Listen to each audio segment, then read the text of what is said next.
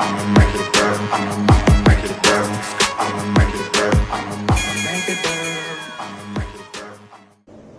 Hello good evening everyone, my name is Shubham Jagdish, I am teacher at city Montessori school Kanpur road campus. तो आज के video में मैं balance of payment का chapter continue करने वाला हूं और उसका नाम है फॉरेन एक्सचेंज। उसका सेकंड पार्ट जो बाकी रह गया था। इस चैप्टर में क्या क्या कवर करना है? इस चैप्टर में कवर करना है meaning of foreign exchange rate, उसके बाद कवर करना है exchange rate system. Exchange rate system दो तरह के होते हैं, फिक्स्ड फ्लेक्सिबल, दोनों डिस्कस करने वाले हैं हम लोग। फिर पढ़ना है हमको concept of depreciation, appreciation, devaluation and revaluation. बहुत कंफ्यूजिंग है ये सारी चीजें, तो उसको मैं कवर करूंगा। उसके बाद पढ़ना है हमको determination of foreign exchange rate और लास्ट टॉपिक है हमारा changes in equilibrium exchange rate. Alright, तो शुरू करते हैं बिना किसी टाइम वेस्ट के। तो मैं आपको बताने जा रहा हूं कि meaning of foreign exchange rate क्या होता है। समझते हैं क्लास। एक करेंसी दूसरे करेंसी से किस रेट पर एक्सचेंज की जा रही है उसे हम लोग बोलेंगे एक्सचेंज रेट। अगर मतलब क्या है, $1 बराबर, मान लेते हैं, थोड़ी पुरानी बात कर रहा हूं, 50 रुपीज। इसका मतलब क्या है, $1 खरीदने के लिए मुझे कितने पैसे देने पड़ेंगे? 50 रुपीज। तो ये क्या हो गया? ये हो गया आपका एक्सचेंज रेट। आज एक्सचेंज रेट बढ़ के $1 बराबर ऑलमोस्ट 80 रुपीज हो रहा है। क्लियर है कि नहीं क्लियर? एक करेंसी दूसरे करेंसी पर कितने रेट से एक्सचेंज की जा रही है उसे बोलते हैं हम फॉरेन एक्सचेंज रेट। अच्छा, ये फॉरेन एक्सचेंज रेट दो तरह से डिटरमाइन किया जाता है। एक होता है बेटा फिक्स्ड एक्सचेंज रेट सिस्टम, ये पहले हुआ करता था फिक्स्ड एक्सचेंज रेट सिस्टम। यहां पर ना गवर्नमेंट डिसाइड करती थी कि क्या करेंसी का एक्सचेंज रेट होगा। यहां पर कौन डिसाइड करता था? यहां पर गवर्नमेंट डिसाइड करती थी कि एक्सचेंज रेट क्या होगा, एक करेंसी दूसरे करेंसी से किस रेट पर बदली जाएगी। यहां पे पूरा हक गवर्नमेंट को था। अभी दूसरा आ गया फ्लेक्सिबल एक्सचेंज रेट सिस्टम, और आज की डेट में पूरे वर्ल्ड में फ्लेक्सिबल एक्सचेंज रेट सिस्टम चलता है। फ्लेक्सिबल एक्सचेंज रेट में क्या आता है बच्चे? फ्लेक्सिबल एक्सचेंज रेट में आपकी जो एक्सचेंज रेट है वो डिटरमाइन की जाती है by the forces of demand and supply. Demand and supply के बेसिस पर एक्सचेंज रेट डिटरमाइन किया जाएगा। ठीक है कि नहीं? ठीक है। फ्लेक्सिबल एक्सचेंज रेट को जनरली दो पार्ट में डिवाइड किया गया है, ये मैं बता दे रहा हूं आपको। फ्लेक्सिबल एक्सचेंज रेट दो तरह का होता है। एक होता है बेटा clean floating, clean exchange rate ही बोलते हैं, और दूसरा होता है मैनेज फ्लोटिंग, इसको डर्टी फ्लोटिंग भी बोलते हैं। मतलब समझ लेते हैं बस। क्लीन फ्लोटिंग का मतलब क्या होता है? Free forces of demand and supply जो है वो एक्सचेंज रेट डिटरमाइन करेंगी। मैनेज फ्लोटिंग क्या होगा? वहां पर गवर्नमेंट इंटरवीन करेगी और कंट्रोल करने की कोशिश करेगी एक्सचेंज रेट को। क्लियर नहीं क्लियर? मैनेज फ्लोटिंग के अंदर जनरली क्या होता है, गवर्नमेंट ये चाहती है कि एकदम से एक्सचेंज रेट बहुत शूट अप ना कर जाए या एकदम से बहुत नीचे ना आ जाए डिमांड एंड सप्लाई की वजह से, तो वहां पर गवर्नमेंट इंटरवीन करती है, इसीलिए इसको डर्टी फ्लोटिंग भी हम लोग कहते हैं। जल्दी से नोट करिए, फिर एकदम इंपॉर्टेंट टॉपिक पर आ रहा हूं जो कि है हमारा concept of depreciation, appreciation, devaluation and revaluation. जल्दी से नोट करो। ऑलराइट क्लास, बढ़ते हैं नेक्स्ट टॉपिक पे, और ये नेक्स्ट टॉपिक सबसे ज्यादा कंफ्यूजिंग है। ये जनरल पब्लिक पे भी आप पूछेंगे, आप अपने फ्रेंड से पूछोगे तो बहुत ज्यादा कंफ्यूज रहते हैं इन चार टर्म्स को लेकर। ये चार टर्म्स बिल्कुल एक जैसे दिखते हैं, जैसे मैंने लिखा भी हुआ है, जरा समझते हैं। डेप्रिसिएशन में क्या लिखा?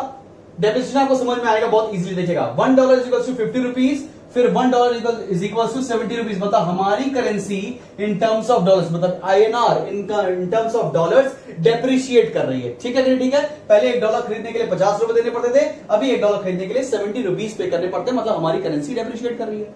आगे बढ़ते हैं। अप्रिशिएशन क्या होता है? अप्रिशिएशन मतलब क्या हुआ कि हमें पहले ज्यादा पैसे पे करने पड़े थे $1 खरीदने के लिए, अभी कम पैसे पे करने पड़ते हैं। मतलब पहली सिचुएशन में $1 इज इक्वल टू 70 रुपीज था, अभी $1 इज इक्वल टू 50 रुपीज हो गया। मतलब अब कम पैसे पे करने पड़ रहे हैं। अभी कंफ्यूजन शुरू होगा। कंफ्यूजन क्या है बेटा? डीवैल्यूएशन क्या है? $1 50 रुपीज, $1 70 रुपीज। तो डीवैल्यूएशन और डेप्रिसिएशन में डिफरेंस क्या है? और रीवैल्यूएशन भी तो सेम चीज है जो एप्रिसिएशन है। इनका डिफरेंस क्या है? इनका डिफरेंस बहुत ही छोटा डिफरेंस है बच्चे। जब अगर फ्लेक्सिबल एक्सचेंज रेट सिस्टम होता है तब वहां पर होते हैं एप्रिसिएशन और डेप्रिसिएशन। ठीक है? अगर फ्लेक्सिबल एक्सचेंज रेट सिस्टम होगा, फ्लेक्सिबल एक्सचेंज रेट सिस्टम होगा मतलब जहां पर एक्सचेंज रेट डिमांड और सप्लाई से डिटरमाइन की जाएंगी, वहां पर होता है depreciation in currency and appreciation in currency. और जहां पर फिक्स्ड एक्सचेंज रेट सिस्टम होता है और सेंट्रल बैंक मतलब आरबीआई एक पर्टिकुलर देश की करेंसी को चेंज करता है, वहां पर आता है डीवैल्यूएशन और रिवैल्यूएशन। अगर सेंट्रल बैंक डेलिबरेटली अपनी करेंसी को डीवैल्यू कर रहा है तो उसे बोलते हैं devaluation, which is similar to depreciation. मगर डीवैल्यूएशन और डेप्रिसिएशन में अंतर क्या है? डेप्रिसिएशन अपने आप होता है क्योंकि ये फ्लेक्सिबल एक्सचेंज रेट सिस्टम के ऊपर डिपेंडेंट होता है। डीवैल्यूएशन डेलिबरेटली होता है बिकॉज उस देश की सरकार, उस देश का सेंट्रल बैंक ऐसा करना चाह रहा है। लाइकवाइज रिवैल्यूएशन भी किसके अंदर होता है? फिक्स्ड एक्सचेंज रेट सिस्टम के अंदर। और रिवैल्यूएशन भी कौन करता है? उस देश का सेंट्रल बैंक मतलब आरबीआई। क्लियर है कि नहीं क्लियर? ये डेलिबरेटली किया जाता है, ये डिमांड और सप्लाई के बेसिस पर अपने आप होते हैं। क्लियर है? समझ में आया difference between devaluation, revaluation, appreciation and depreciation? Clear है? चलिए नोट करिए, बढ़ते हैं आगे सेकेंड लास्ट टॉपिक पर, और ये है हमारा डिटर्मिनेशन ऑफ एक्सचेंज रेट। ये डिटरमाइन करेंगे हम लोग under flexible exchange rate system. Flexible exchange rate system का मतलब क्या है बेटा? Forces of demand and supply determine कराएंगी हमारी एक्सचेंज रेट सिस्टम को।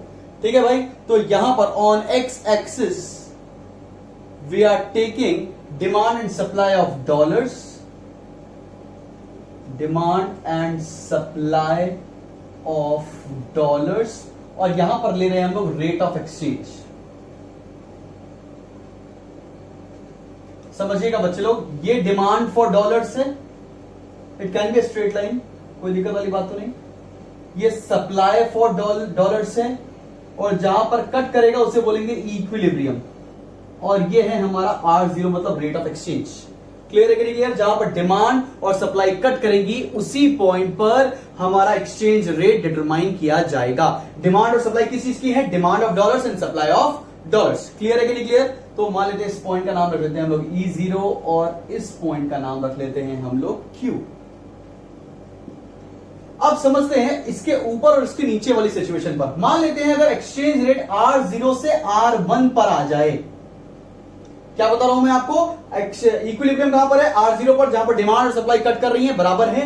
अगर मान लेते हैं एक्सचेंज रेट सिस्टम R0 से R1 पर आ जाए, मतलब इससे क्या हो जाएगा? एक्सचेंज रेट कम हो जाएगा।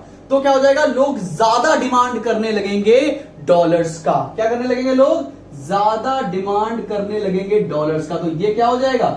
इस पॉइंट का नाम रख लेते हैं मान लो G और H। तो ये हो जाएगा excess demand of dollars. Clear है कि नहीं क्लियर?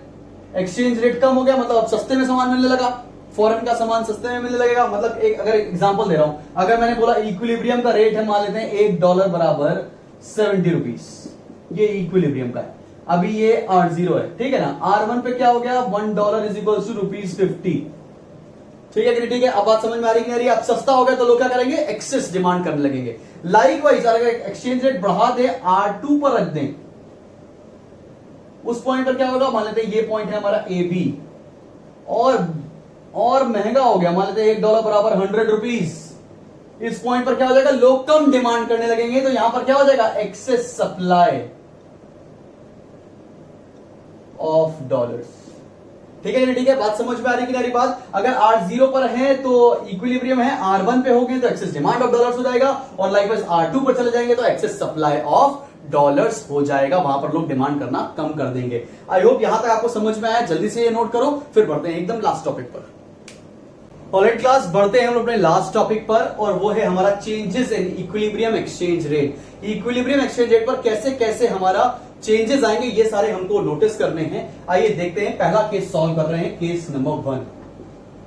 केस नंबर 1 क्या है? When demand for dollars increases. अगर डिमांड बढ़ जाएगी डॉलर्स की, तब एक्सचेंज रेट पर क्या फर्क पड़ेगा, आइए देखते हैं। This is X axis, this is 0, this is Y axis. यहां पर क्या था? रेट ऑफ एक्सचेंज, और यहां क्या ले रहे थे हम लोग? Demand and supply of dollars. ये डिमांड है बच्चे, ये सप्लाई है, और ये इक्विलिब्रियम पॉइंट था E0, R0 और Q। अभी क्या बोला मैंने? डिमांड बहुत ज्यादा इंक्रीज होने लगी। डिमांड किस साइड इंक्रीज करती है? Right side. डिमांड इंक्रीज कर रही है, डिमांड बढ़ के हो गई D' पर, तो क्या हो जाएगा? E0 से कहां बढ़ जाएगा? E' पर। कोई दिक्कत वाली बात तो नहीं। और रेट ऑफ एक्सचेंज कहां बढ़ जाएगा, R0 से R1 पर। क्लियर है कि नहीं क्लियर? अगर ज्यादा डिमांड होगी डॉलर्स की तो एक्सचेंज रेट बढ़ जाएगा। लाइकवाइज अगर कम हो जाए, इसी में केस 2 भी सॉल्व कर दूं। केस 2 क्या हो जाएगा, अगर डिमांड कम हो जाए तो क्या हो जाएगा, डिमांड कम किधर होगी, लेफ्ट साइड पर, D double dash D double dash, इससे क्या होगा, एक्सचेंज रेट कम हो जाएगा, E double dash R double dash Q double dash. समझ में आ रही कि नहीं आ रही बात आपको? अगर हम डिमांड कम कर देंगे डॉलर्स का तो एक्सचेंज रेट सिस्टम कम हो जाएगा। ठीक है, एक्सचेंज रेट हमारा कम आ जाएगा। R0 से R1 पे कैसे बढ़ा, जब डिमांड फॉर डॉलर्स बढ़ गई। R0 से R11 पे कैसे आ गया, जब डिमांड फॉर डॉलर्स कम हो गई। सिंपल। अगर अगला देखते हैं, केस नंबर 1 पढ़ाया मैंने, केस नंबर 2 पढ़ा दिया। आपकी बुक में ये एक साथ बनाया हुआ है, जो कि ज्यादा कंफ्यूजिंग है। आप अलग अलग करके बना सकते हो, अगर आप चाहो तो एक साथ भी बना सकते हो, कोई दिक्कत नहीं है। केस नंबर 3 एंड 4 बता रहे हैं बेटा, देखिएगा। Case number 3, 4। केस नंबर 3 में क्या है, सप्लाई ऑफ डॉलर्स इंक्रीजेस, फिर क्या है, डिक्रीजेस। मतलब डॉलर्स की सप्लाई मार्केट में अगर बढ़ जाएगी तो क्या होगा, और कम हो जाएगी तो क्या होगा। ये देखते हैं, एक्स एक्सिस 0 और वाई एक्सिस। यहां पर है बेटा रेट ऑफ एक्सचेंज, और यहां पर है demand and supply of dollars. ठीक है ना, ये डिमांड है, ये सप्लाई है, और ये है E0, मतलब इक्विलिब्रियम एक्सचेंज रेट R0, और ये Q। अभी क्या हो गया, सप्लाई बढ़ गई। सप्लाई अगर बढ़ जाएगी डॉलर्स की तो देखो एक्सचेंज रेट सिस्टम क्या हो रहा है, R S dash S dash, exchange rate हमारा नीचे आ गया R1 पर। क्लियर है कि नहीं क्लियर? और लाइकवाइज अगर हमारी सप्लाई कम हो जाए, सप्लाई कम किधर होगी, लेफ्ट साइड पर, S dash E double dash, और ये हो जाएगा R डबल डैश। तो एक्सचेंज रेट सिस्टम हमारा क्या हो जाएगा, बढ़ जाएगा। क्लियर है कि नहीं क्लियर? बात समझ में आ रही है? R0 से R1 पर कैसे आए, जब सप्लाई ऑफ डॉलर्स बढ़ गई, और R0 से R डबल डैश पे कैसे गए, जब सप्लाई ऑफ डॉलर्स कम हो गया। क्लियर है कि नहीं क्लियर? यही तक हमारा चैप्टर है जो आपको कवर करना है। इस चैप्टर की खासियत यह है कि इस चैप्टर के क्वेश्चंस थोड़े ट्रिकी आएंगे। तो मेरी मानो तो 2015 के बाद जितने भी क्वेश्चंस आए हैं इस पर्टिकुलर चैप्टर में, जो आपकी बुक के बाद में दे रखे हैं, मैं इसके साथ पीडीएफ भी अटैच कर दूंगा इस पर्टिकुलर चैप्टर का, तो वो सॉल्व करिए। अगर नहीं आता है तो do mention in the comment section, और उसके बाद भी अगर समझ में नहीं आता तो मेरा व्हाट्सएप ग्रुप आप ज्वाइन कर सकते हो, that is free of charge. Alright class, this was Shubham Jagdish signing off from today's class. Thank you.